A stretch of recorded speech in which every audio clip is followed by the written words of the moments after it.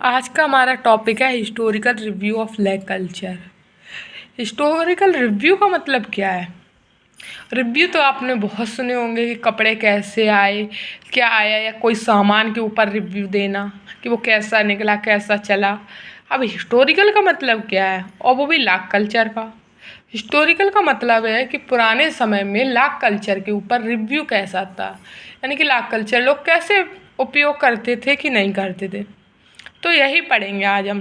तो पहले इस पे पढ़ेंगे हम लोग पहला point, ancient period. Ancient period मतलब पुराना समय, बीता हुआ काल, जिसको हम लोग वैदिक और क्लासिक एज भी कहते हैं, जिसमें वेद का और क्लासिक यानी कि डांस क्लासिक डांस, यानी कि जो पुराने समय के जो चीज़ें थी उनके बारे में बात करेंगे। ठीक, तो पहला, लाख का उल्लेख अथर्ववेद में मिलता है। तो लाख का उल्लेख हमें कहाँ मिला कि लाख जैसी चीज़ कहाँ से उत्पादन हुई या कहाँ हमें इसका सोर्स मिला? अथर्ववेद में मिला। प्राचीन भारत में लाख का उपयोग चूड़ियाँ, वार्निश, सीलिंग मटेरियल और डेकोरेटिव आइटम्स में होता था। यानी कि जो पुराना भारत था उसमें लैक का यानी कि लाख का उपयोग चूड़ियाँ बनाने यानी कि बेंगल्स, वार्निश यानी किसी गेट वेट को पोतने या आटे वाले वन, सीलिंग मटेरियल यानी किसी चीज़ को सील यानी बंद करने के लिए भी यूज़ किया जाता था। डेकोरेटिव आइटम यानी कोई सजाने का सामान या सजाने के सामान के लिए, इन सब का लाख का उल्लेख होता था और यूज़ होता था प्राचीन भारत में। ठीक, संस्कृत संहिता, ये बुक है एक। संस्कृत संहिता में लाख का नाम लक्षा कहा गया है। तो संस्कृत संहिता में लाख का नाम क्या? लक्षा है। तो पुराना संस्कृत में लाख का नाम क्या? लक्षा है। ठीक है, रामायण और महाभारत काल में भी लाख का रेफरेंस मिलता है। रामायण और महाभारत के टाइम पे भी लाख का यूज़ था। लक्षागृह कॉन्सेप्ट पूरा मिलता है। आप लोगों ने लक्षागृह कॉन्सेप्ट के बारे में शायद सुना हो। पांडवों के लिए एक लक्षागृह बनवाया गया था जो लाख का बना हुआ था। कौरवों ने बनवाया था, जिसमें आग लगा दी थी तो पूरा जल गया था। तो ये पूरा कॉन्सेप्ट कहाँ मिलता है? महाभारत में। महाभारत में प्रसिद्ध लक्षागृह का निर्माण लाख से होने का वर्णन मिलता है। मैंने आपको बताया कि लक्षागृह किससे बना था? लाख से बना था। ये इस युग में लाख का अधिकतर रिलीजियस और गृहस्थी उद्देश्यों के लिए यूज़ होता था। यानी कि रिलीजियस यानी कि धर्मों के लिए, गृहस्थी यानी कि घर में घर की चीज़ों के लिए, उसके लिए लाख का यूज़ मिलता था। MCQ point, ancient reference Atharvaveda. Ancient reference यानी कि हमें लाख के बारे में किस में मिला? पुराने समय में किस में मिला? अथर्ववेद में। लाख का पुराना नाम संस्कृत में नाम क्या था? लक्षा। अब लक्षागृह किस में मेंशन था? महाभारत में। अब आते हैं दूसरे पॉइंट पर, मेडिवल पीरियड। मेडिवल पीरियड यानी कि मध्यकालीन समय। मध्यकालीन समय में क्या हुआ लाख के साथ? लाख का यूज़ ज्वेलरी, हैंडीक्राफ्ट और डाइंग इंडस्ट्री में बढ़ा। अभी तक लाख हम लोग घर के यूज़ के लिए करते थे, गृहस्थियों में करते थे, घर के सामान में करते थे।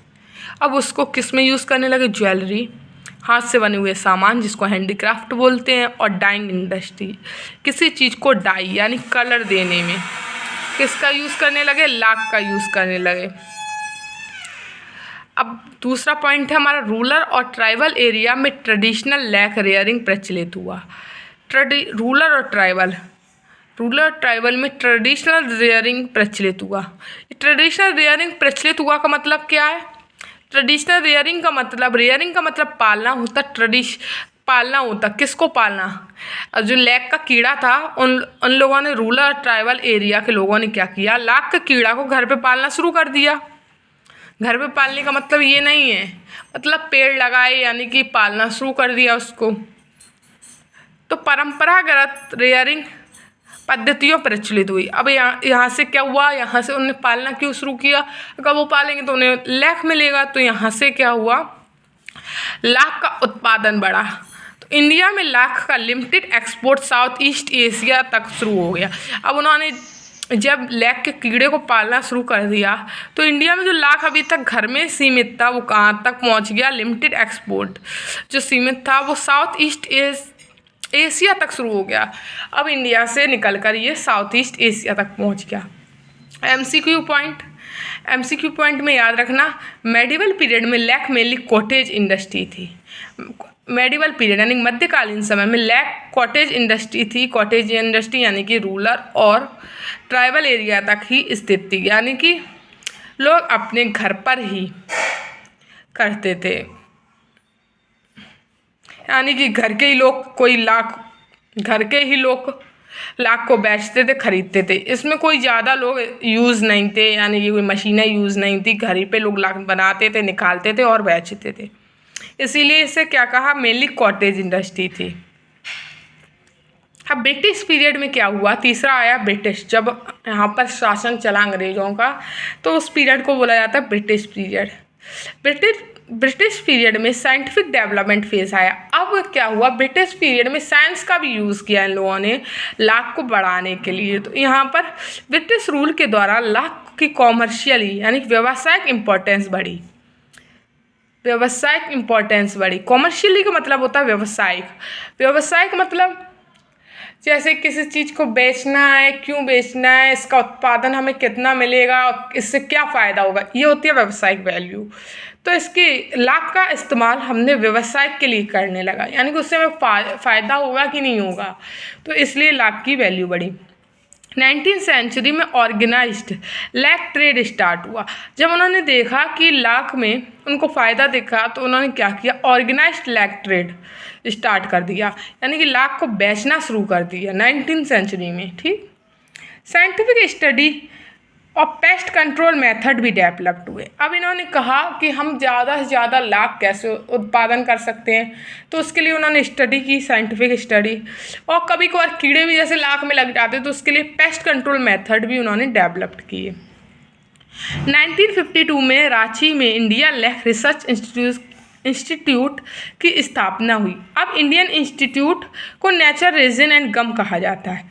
तो अंग्रेज़ों ने उस टाइम 1952 में रांची में, कहाँ 1952 में रांची में इंडियन लैक रिसर्च इंस्टीट्यूट की स्थापना की थी।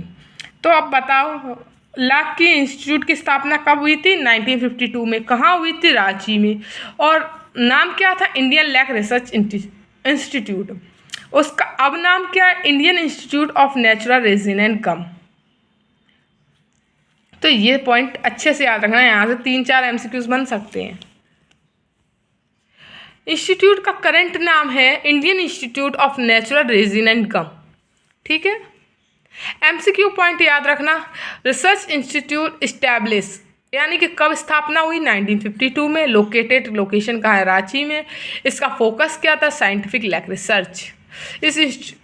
इसको बनाने का उद्देश्य क्या था, जब हम लोग अच्छे से लैक के बारे में जान सकें, उसके कैसे ज़्यादा उत्पादन कर सकें और कैसे उससे कीड़ों से बचा सकें, यानी साइंटिफिक रिसर्च के लिए हम लोगों को लैक को बनाया। और लैक में क्या क्या प्रॉपर्टीज़ होती हैं, इसका क्या फ़ायदा होता है, इस सब के लिए हम लोगों ने इसका इस्तेमाल किया था। तो फोकस क्या था, साइंटिफिक रिसर्च, लैक रिसर्च। ठीक, अब बात करते हैं पोस्ट इंडिपेंडेंट पीरियड।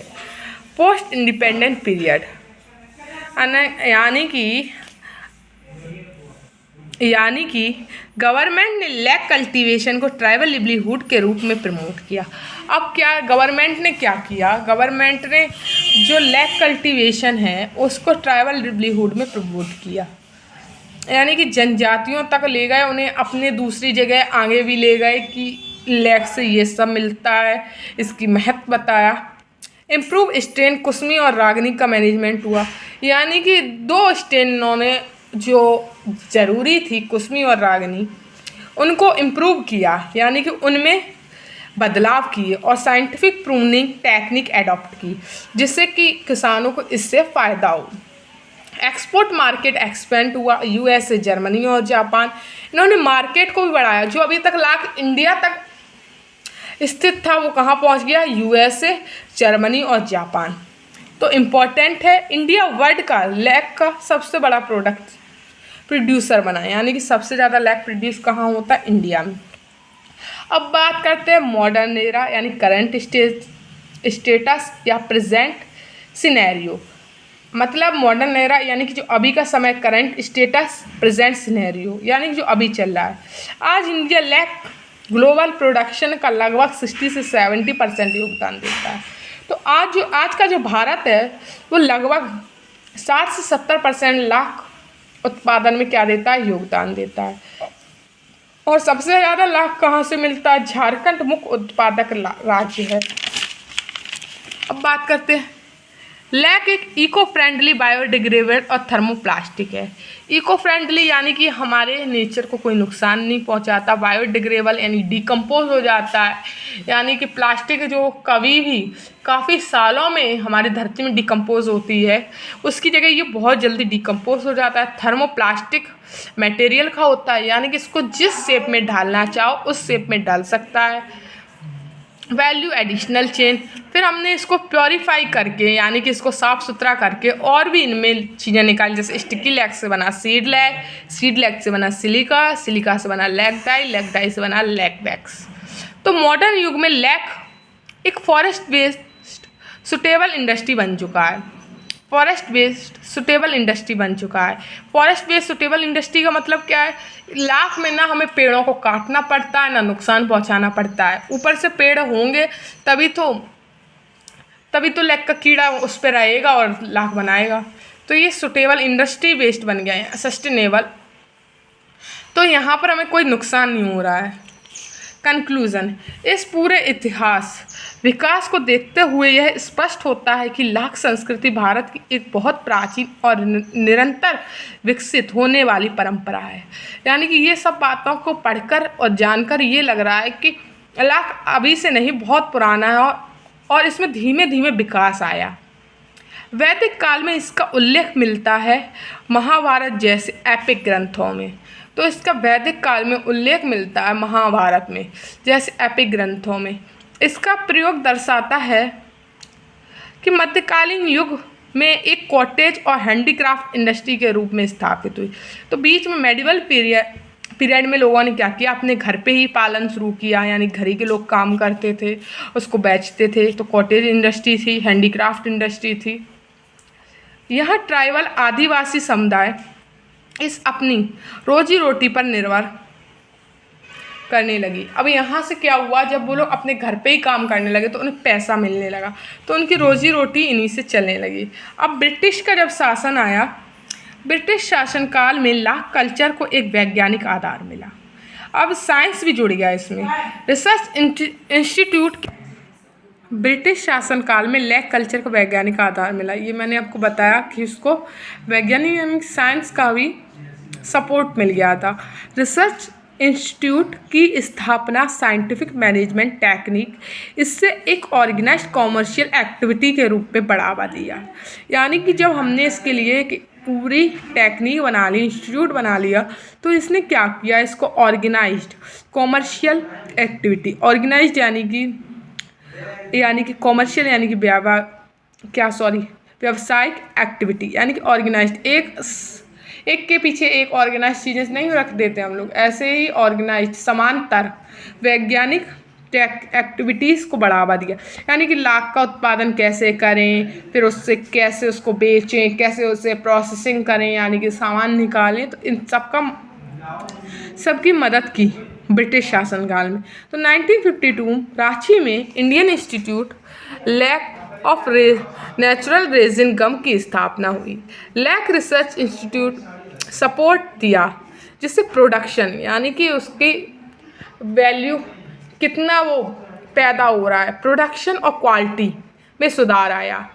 यानी कि प्रोडक्शन यानी कितना उत्पादन हो रहा है, उसकी क्वालिटी कैसी है, दोनों में सुधार किसने, ब्रिटिश पीरियड के टाइम पे आया। स्वतंत्रता के बाद भारत सरकार ने लैक कल्चर को ट्राइबल लाइवलीहुड, रूरल एम्प्लॉयमेंट और फॉरेन एक्सचेंज अर्निंग का महत्वपूर्ण साधन माना। यानी कि बाहरी विदेशी मुद्रा को अपने देश में लाने के लिए इन्हें स्वतंत्रता के बाद भारत सरकार ने बहुत योगदान दिया। रूरल यानी ग्रामीण क्षेत्रों को एम्प्लॉयमेंट मिला, रोजगार मिला, ट्राइबल लाइवलीहुड आदिवासियों को भी जीवन जीने का मौका मिला, तो इससे काफ़ी फ़ायदा हुआ। साइंटिफिक प्रूनिंग, इंसुलेशन और इम्प्रूव स्ट्रेन मैनेजमेंट जैसे प्रशासन ने प्रोडक्टिविटी बढ़ाई। प्रूनिंग यानी कि उसको तोड़ना है, इम्प्रूव स्ट्रेन, कौन सी स्ट्रेन करनी चाहिए जिससे कि कुसमी या रागनी कौन सा कीड़ा पालना चाहिए जिससे आपको ज़्यादा फ़ायदा हो, तो इसमें भी सरकार ने मदद की। आज विकास आज भारत विकास बड़ा लाख का उत्पादक है। यानी कि जो भारत का विकास हुआ वो बड़ा लाख का उत्पादक भी है। वर्तमान युग में दुनिया इको फ्रेंडली बायोडिग्रेडेबल प्रोडक्ट की तरफ बढ़ रही है, तब लहर का महत्व बढ़ गया है। अब लोग क्या सोच रहे हैं कि हमें अपनी धरती पर कुछ ऐसी चीज़ों का उत्पादन करना चाहिए जिससे हमारी अर्थ यानी कि हमारी ज़मीन को कोई नुकसान ना पहुँचे, तो इसलिए वो काफ़ी सारी चीज़ें ऐसे ढूंढते रहते हैं जिससे कि नुकसान ना हो धरती को। तो अब लोगों को लाख का महत्व समझ में आ गया, तो लाख का महत्व बढ़ गया। नेचुरल थर्मोप्लास्टिक होने के कारण लैक को प्लास्टिक का सस्टेनेबल अल्टरनेटिव भी माना जाता है। तो अब लोग क्या कह रहे हैं कि लाख अगर उसका नेचर थर्मोप्लास्टिक की तरह है, यानी कि जिस शेप में ढालो उस शेप में ढल जाता है, तो इसको क्यों ना प्लास्टिक की जगह यूज़ करने लगे। वैल्यू एडिशनल प्रोसेस थिक स्टिग्लैक्स सिलिका और अन्य प्रोडक्ट तक एक प्रॉफिटेबल फॉरेस्ट बेस्ड इंडस्ट्री बना दिया गया है। तो इन सारी चीज़ें जो इनसे लाख से मिली, तो इससे क्या फ़ायदा होने लगा किसानों को, तो ये कैसी इंडस्ट्री बन गई, profitable. Final statement exam closing line. अतः लैक कल्चर का ऐतिहासिक विकास केवल समय के साथ होने वाला परिवर्तन नहीं, बल्कि भारत की संस्कृति, परंपरा, ग्रामीण अर्थव्यवस्था और आधुनिक व्यक्तिनिक प्रगति का एक जीवित उदाहरण है जो आज सस्टेनेबल डेवलपमेंट का महत्वपूर्ण योगदान दे रहा है। यानी कि भारत का केवल लाख का ही प्रोडक्शन दिखाता नहीं है कि भारत का विकास कैसे हुआ, या लाख से ही हम लोग सोच सकते हैं कि धीमे धीमे भारत अपनी विकास की ओर बढ़ रहा है। तो ये एक अच्छा उदाहरण एग्जाम्पल है लाख, जो भारत को ग्रोथ की ओर दिखाता है। इसी के साथ इस टॉपिक को ख़त्म करते हैं। Bye bye.